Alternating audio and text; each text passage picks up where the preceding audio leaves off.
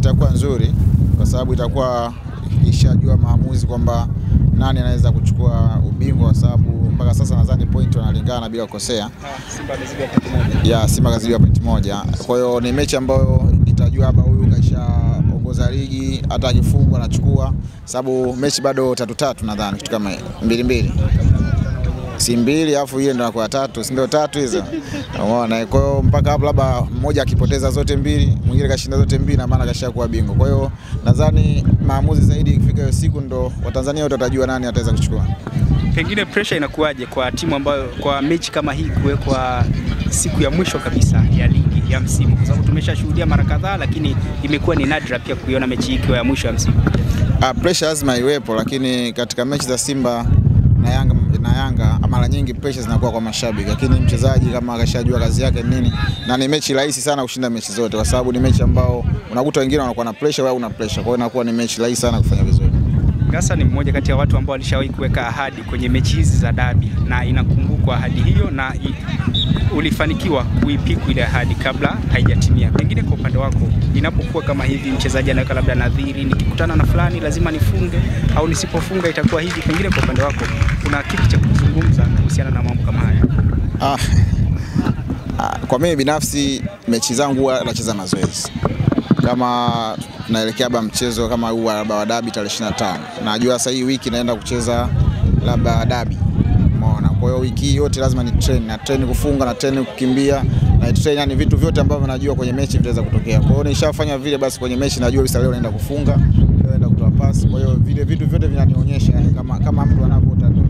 Kwa hiyo kikubwa kwanza ni mchezaji mwenyewe kujiandaa kabla wiki moja, kujua kwamba sasa hii naenda kukutana na mechi aina gani, naenda kukutana na mtu gani. Mfano kama Beno Ngasa ambaye yuko prison. Kwa mimi ndo naomba bana, mechi unakutana na mtu fulani anatumia uwezo huu, udhaifu wake ni huu, kwa unakuta sasa akifanya yale anakuwa tayari kishani. Kwa hiyo unakuwa unamsoma mtu ambaye unaweza kukutana. Unasema kwamba dabi ndio mechi bora zaidi kwa wachezaji, mechi nyepesi umesema. Ni mechi nyepesi. Pengine mechi hii watu wanasema kwamba ni maisha ya watu, kwa maana mashabiki, wachezaji, lakini pia viongozi. Tulishuhudia pia baadhi ya viongozi wakiondoka kwa sababu ya mechi hii. Pengine pressure ambayo ipo hivi sasa, una kitu cha kuzungumza kwa viongozi lakini pia kwa mashabiki? Ndio maana nasema kwamba pressure ipo kwa mashabiki sana, na pia ni mechi ambayo inaweza ikakupandisha na mechi inaweza kukushusha.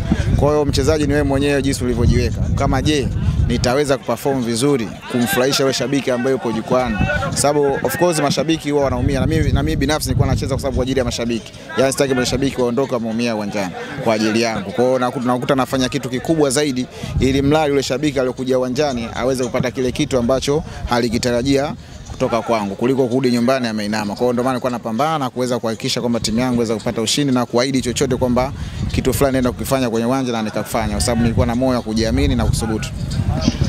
Pengine kuna tukio lolote ambalo unalikumbuka kwamba kwenye dabi bwana Ngasa nilishawahi kufanya hivi? Nakumbuka tu ambao nilisema nitachoma nyumba zangu moto nisipowafunga Simba, na bahati nzuri nikawa nimefunga. Kwa hiyo kitu kile mashabiki walikuja nyumbani, lakini baada ya kufunga goli wakaondoka. Walikuja mapema kusubiria mechi? Walikuja nyumbani kusubiria mechi itakuwaje.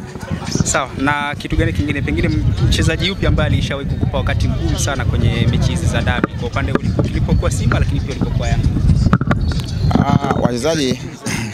Wachezaji ni wengi ambao pia nilikutana na Shabalala ambaye alikuwa pia ana push, anakaba kwa akili mpaka leo bado anacheza.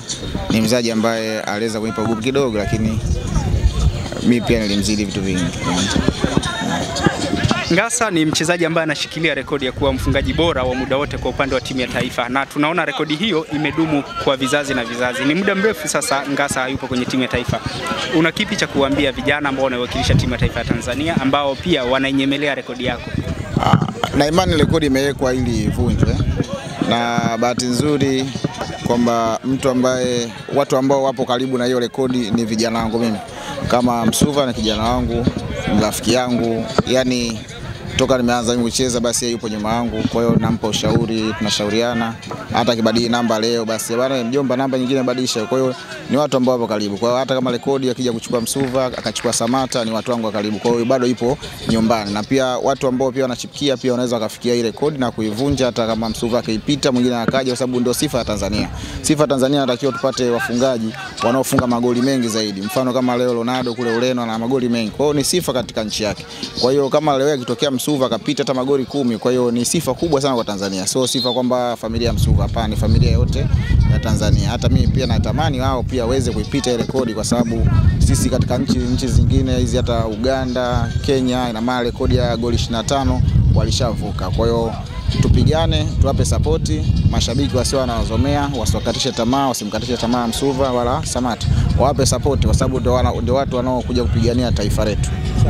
Na neno lako la mwisho kwa wale wanaosimamia mpira, kwa sababu tumeona timu zetu za taifa zimefuzu kwenye mashindano mbalimbali back to back, tofauti na ilivyokuwa miaka ya zamani. Pengine una kipi cha kuzungumza kwa viongozi wa TFF, bodi ya ligi pamoja na serikali kwa ujumla? Kikubwa wanafanya vitu vyao vizuri, japokuwa sisi mashabiki tunaweza tusivione, lakini kwa kuwa angalia Simba kafika finali, sio jambo dogo.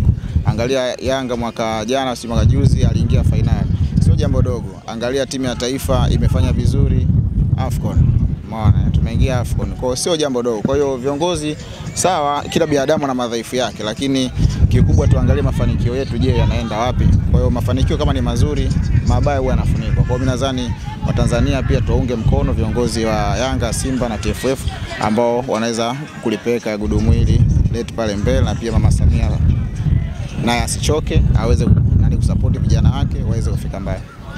Shukrani sana Ngasa. Enjoy soccer.